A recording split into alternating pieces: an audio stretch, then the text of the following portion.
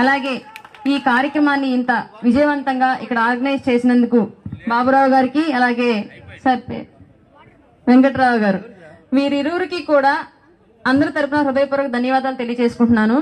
జగన్మోహన్ రెడ్డి ఇప్పటి వరకు క్రైస్తవ ఓటు బ్యాంకును మాత్రమే టార్గెట్ గా చేసుకుని రాష్ట్రంలో రాజకీయాలు నడుపుతూ వచ్చాడు. ఆ విషయం మనందరికీ తెలుసు.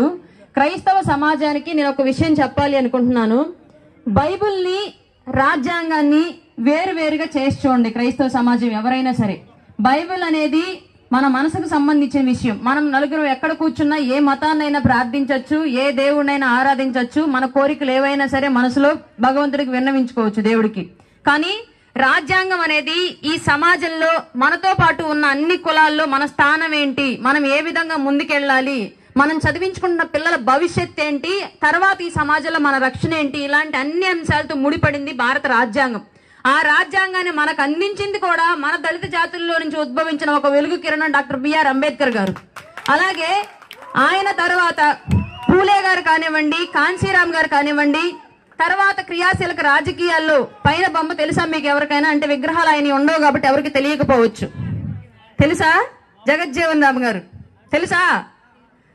మన జాతులందరికీ ఈ రోజు మనం తీసుకుంటున్నట్టు అన్ని సంక్షేమ పథకాలకి, అలాగే వ్యవస్థలో మన కోసం ఏర్పాటు చేసినటువంటి ఎన్నో సౌలభ్యాలకి ఆది పురుషులు వాళ్ళంతా వాళ్ళు కల్పించిన హక్కులే వాళ్ళ మనం అందరం అనుభవిస్తున్నాం. కానీ కాలగమనంలో రాజకీయాలు మారిన తర్వాత, రాజకీయాల్లో కూడా ఆధిపత్య ధోరణి వచ్చిన తర్వాత దళిత బహుజన జాతుల నుంచి చెప్పుకోదగ్గ నాయకులు ఎవరు నిలవలేకపోయారు. పుట్టుండొచ్చేమో కానీ ఈ రాజకీయాలు నిలవలేకపోయారు. దానికి కారణం సమాజంలో మనలో ఏర్పడ్డటువంటి స్వార్థం, మనలో ఏర్పడ్డటువంటి రాజకీయం అంటే ఎలా చూడాలి, ఓటు అంటే ఎలా వేయాలి, ఎలక్షన్ అంటే దేని గురించి మనం ఆలోచించాలనే విషయాలను పక్కకు పెట్టేసి మన కులం, మన ప్రాంతం, మన బంధువులు, మన చుట్టరికోని ఆలోచన ధోరణి మనలో వచ్చిన దగ్గర నుంచి నిజాయితీ పరులైన నాయకులు, వ్యవస్థ కోసం నిలబడే నాయకులంతా కనుమరుగైపోయారు. అందులో భాగంగానే నాకు తెలిసి, నా ఊహ తెలిసాక, నాకు ఇప్పుడు 33 ఏళ్లు, నాకు ఊహ తెలిసాక ఫస్ట్ రాజకీయాల్లో తెలిసిన విషయం మాగుంట సుబ్బరామరెడ్డి గారి మరణం. ఆ తర్వాత రాజకీయాల్లో నాకు ఒంగోలు శాసనసభ్యులు ఎవరు అంటే మన ప్రస్తుత శాసనసభ్యులు బాలినేని శ్రీనివాసరెడ్డి గారే తెలిసి ఇంకెవరు తెలియదు. మధ్యలో ఒక 5 ఏళ్లు ముక్తులపాడు నుంచి, త్రాగుడి నుంచి ఒంగోలు రావాలి అంటే ఆ దారి పొడుగుత డంపింగ్ యార్డ్ నుండి పొగ ముక్కులిట్ట మూసుకొని వచ్చేవాళ్ళం మేము. ఆ ముక్కులు మూసుకొని వచ్చే దౌర్భాగ్య దుస్థితి మాకొక్క జనార్దన్ గారు శాసనసభ్యులుగా చేసిన టైంలోనే పోయింది. ఇప్పుడు ప్రశాంతంగా ఆ రోడ్డును అందరూ తిరగలుగుతున్నారు. తర్వాత మా ఊరుకున్న మట్టి రోడ్లు, వీధి పంపులతో కొట్లాట్లు ఆడుకునే మా పరిస్థితి అంతా మారిపోయి ఇంటి పైపులు వచ్చింది, మా ఊరికి సిమెంట్ రోడ్లు వచ్చింది, మా ఊర్లో డ్రైనేజీలు వచ్చింది జనార్దన్ గారి టైంలో. ఆ 5 ఏళ్ల కాలంలో నేను ఒంగోలు పరిసర ప్రాంతాల్లో ఎప్పుడూ చూడనటువంటి అభివృద్ధి నేను చూసా. అంతకు ముందు చూడలేదు, మళ్ళీ 5 ఏళ్లలో, ఈ 4.5 ఏళ్ళు 5 ఏళ్ల కాలంలోనూ చూడలేదు. ఈ విషయం మీ అందరికీ తెలుసు. కొత్తగా నేను ఇప్పుడు జనసేన పార్టీ నుంచో లేదంటే జనార్దన్ గారికి మద్దతుగానో మాట్లాడాల్సిన అవసరం కూడా లేదు. ప్రతి ఒక్కళ్ళు మనం అందరం గమనించిన విషయమే ఇది.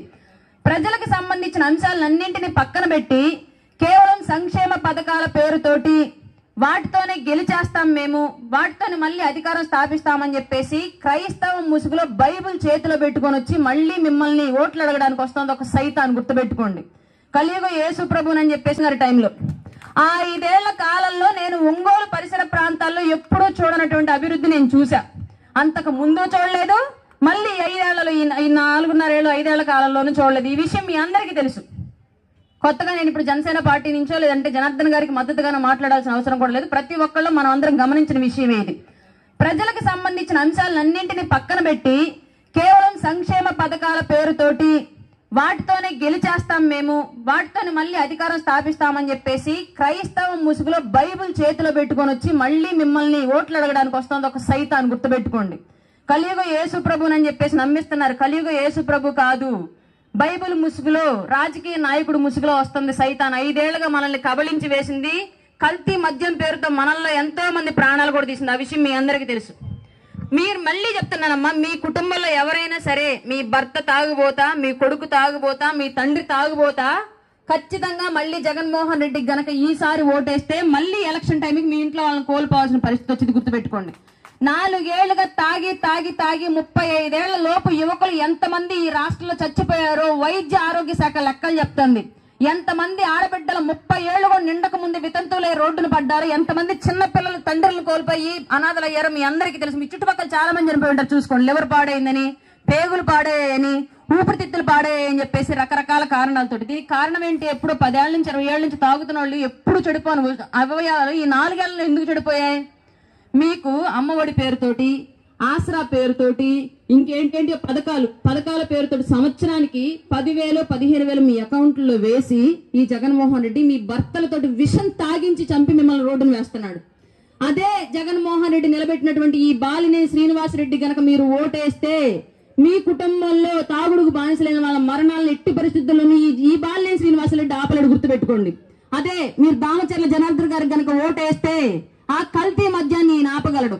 మీ కుటుంబంలో ఉన్న మగవాళ్ళందరికీ ఆరోగ్యాన్ని ఈయన ప్రసాదించగలడు. ఎందుకంటే రాబోయే జనసేన, టీడీపీ, బీజేపీ ఉమ్మడి ప్రభుత్వం కల్తీ మద్యాన్ని పూర్తిగా నిషేధించి అలాగే రాష్ట్రంలోకి డ్రగ్స్, గంజాయి సరఫరాను కూడా ఆపివేసి ఆరోగ్యవంతమైన మద్యాన్ని అందించింది. ఎందుకంటే పూర్తిగా నిర్మూలించలేని పరిస్థితి. దానికి కారణం కూడా మీరు ఓటేసినట్టు ఈ కలిగే యేసు అని చెప్పి ఓటేసిన జగన్మోహన్ రెడ్డి. 25 ఏళ్ల పాటు ఈ రాష్ట్ర ప్రభుత్వం ఏ పార్టీ అధికారంలోకి వచ్చినా సరే మద్యాన్ని నిర్మూలించలేని విధంగా బాండ్లను తాకట్టు పెట్టి అప్పు తీసుకొచ్చింది. ఈ 25 ఏళ్లలో మద్య నిర్మూలన మనం చేస్తే వాళ్ళ కోట్ల రూపాయలు ముందుగానే డబ్బు కట్టాల్సిన పరిస్థితి ఈ రాష్ట్రానికి ఏర్పడింది. అట్లాంటి పరిస్థితిని క్రియేట్ చేసిన జగన్మోహన్ రెడ్డి. కాబట్టి ప్రతి ఒక్కళ్ళు పథకాల పేరుతో మోసపోకుండా కళ్ళనీళ్ళు పెట్టుకుంటాడు. అప్పుడప్పుడు మన ఒంగోలు కమల్ హాసన్ ప్రెస్ మీట్లు పెట్టి మీ అందరికీ తెలిసిన విషయమే. ఆడబిడ్డ మీదకేమో కొడుకుల్ని ఊరకుక్కలందరినీ వదిలేస్తాడు, వాళ్ళతో వీడియోలు చేయించడాలు, ఇష్టం వచ్చినట్టుగా మాట్లాడించడాలు. అట్లా మా కన్నీళ్లు కనిపించవు ఈ కమల్ హాసన్ కి. మేం బాధపడతామని ఊహించడు. ఆయనకు మాత్రం పదవి ఎవరు, టికెట్ ఎవరు అనుకున్నప్పుడు మాత్రమే ఎక్కడ లేని అసలు గ్లిజర్ పెట్టాడు, గ్లిజర్ వేసుకొని వస్తాడు, జేబులో చెయ్యట పెట్టుకున్నట్టు అనుకోవడానికి కానీ కళ్ళనీళ్ళు రావడం లేదు. నిజంగా నడిపోతుందో నాకైతే తెలియదు. నేను 2-3 ప్రెస్ మీట్లు చూసాను, నేను పెద్దగా ఫాలో అవ్వను. నేను 2-3 ప్రెస్ మీట్లు చూస్తే ఎక్కడ లేని కళ్ళనీళ్లు కారుస్తున్నాడు. నాకు చిన్నప్పటి నుంచి ఒక మాట చెప్తారు, ఎప్పుడు నవ్వి ఆడవాళ్ళను ఏడిసే మగోడిని నమ్మకూడదని చెప్పేసి. మరి ఈ బాలినేని శ్రీనివాసరెడ్డిని నమ్మాలో నమ్మకూడదో మీరే డిసైడ్ చేసుకొని రాబోయే రోజుల్లో ఈ కళ్ళబొల్లి కబుర్లు చెప్పే ఒంగోలు కమల్ హాసన్ ని రాజకీయాల నుంచి దూరంగా పెట్టి ప్రజల అభివృద్ధి కోసం, ఒంగోలు అభివృద్ధి కోసం నిరంతరం పోరాడుతూ గతంలో ప్రూవ్ చేసుకున్నాడు. వాళ్ళు కొత్తగా చెప్పట్లేదు. గతంలో 5 ఏళ్ల పాటు ఒంగోలుని ఏ స్థాయిలో అభివృద్ధి చేశారు మీ అందరికీ తెలుసు. జనార్దన్ గారు ఆయన చేసిన పనిని చూసి ఓటేవండి. వాళ్ళ భారీ మెజారిటీ తోటి అసెంబ్లీకి పంపించాలని చెప్పేసి మనస్ఫూర్తిగా ఒంగోలు ప్రజాని కానీ అలాగే 30 డివిజన్ ప్రజల్ని కోరుకుంటూ మరొక్కసారి నాకు ఈ అవకాశం ఇచ్చినందుకు మీ అందరికీ ధన్యవాదాలు తెలుపుకుంటున్నాను. జై జనసేన, జై టీడీపీ, జై బీజేపీ. Thank you.